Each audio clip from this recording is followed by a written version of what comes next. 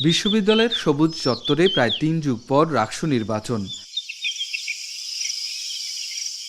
২৮ জুলাই তফসিল ঘোষণা দিয়ে ডামাডোল বাজে নির্বাচনের।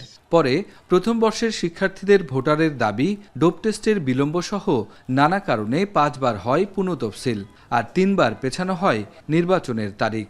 সব ছাপিয়ে ১৪ সেপ্টেম্বর চূড়ান্ত প্রার্থী তালিকা স্বস্তি দেয় ক্যাম্পাসের প্রায় ৩০,০০০ ভোটারকে। এরপর প্রতিদিনই পাল্টে যেতে থাকে প্রার্থীদের প্রচারণার ধরন।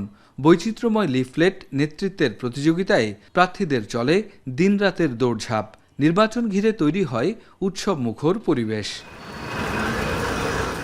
তবে গেল ১৭ তারিখ বিশ্ববিদ্যালয়ের শিক্ষক কর্মকর্তাদের প্রাতিষ্ঠানিক সুবিধার ৩ দফার আলটিমেটাম রাকসু নির্বাচন ঘিরে সংশয় তৈরি করে। প্রাতিষ্ঠানিক সুবিধার আড়ালে পোষ্য কোটার পুনর্বহালে প্রতিবাদী হয় শিক্ষার্থীরা। চলে আমরণ অনশন আর বিক্ষোভ। এক পর্যায়ে শিক্ষকদের সাথে ধস্তাধস্তি। এমন পরিস্থিতিতে গেল দুদিন ক্যাম্পাসে কমেছে ভোটের আমেজ।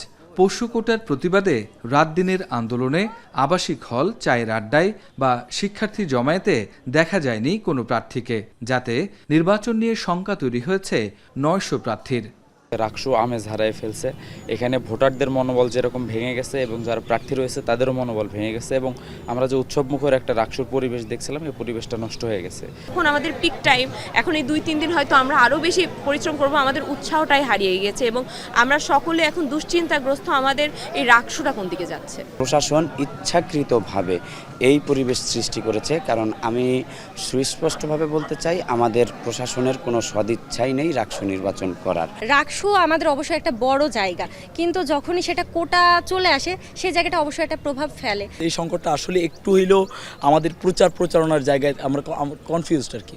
ভোটারদের মধ্যে কনফিউশন তৈরি হচ্ছে যে ২৫ তারিখে নির্বাচন হবে কিনা। শিক্ষার্থীরা বলছেন, দীর্ঘ সময় পরে রাকসু নির্বাচন গণতান্ত্রিক চর্চার সুযোগ সৃষ্টি হয়েছিল, যা অনেকটাই মুখ থুবড়ে পড়েছে বলছেন তারা। আসলে আমরা চিন্তায় ছিলাম যে আসলে রাকসু নির্বাচনটা হবে কি হবে না। অনেক স্টুডেন্ট হয়ে গেছে, কালকের ঘটনার পর আবার বাড়িও চলে গেছে। আমাদের চাওয়া ছিল যে একটা ইনক্লুসিভ রাকসু নির্বাচন অনুষ্ঠিত হোক, যেখানে দলমত নির্বিশেষে সবাই অংশগ্রহণ করবে। প্রার্থীদের মধ্যে যে আমেজটা ছিল, যে চাহিদা ছিল, ভোটারদের মধ্যে চাহিদা ছিল, তার দুটোর একটা এখনো নেই।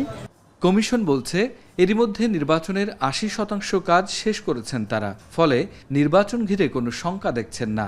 আমাদের স্বচ্ছ ব্যালট বাক্স তৈরির কাজ আমাদের চোখের সামনেই আছে, এটাও প্রায় শেষের দিকে। সব মিলিয়ে আমরা আমাদের বলা যায় যে রাকসু নির্বাচনের প্রস্তুতি প্রায় আমাদের 80%ই বলা যায় মানে কমপ্লিট হয়েছে। আমাদের কাজ স্বাভাবিকভাবে চালিয়ে যাচ্ছি, এবং আপনারা নিশ্চয় জানেন যে যারা আন্দোলনে আছে একটা মানে গ্রুপ শিক্ষক, অফিসার, কর্মচারীরা, তারা মানে অলরেডি ঘোষণা দিয়েছেন যে রাকসু নির্বাচন, রাকসু কার্যক্রম এটা তাদের কর্মসূচির আওতামুক্ত থাকবে।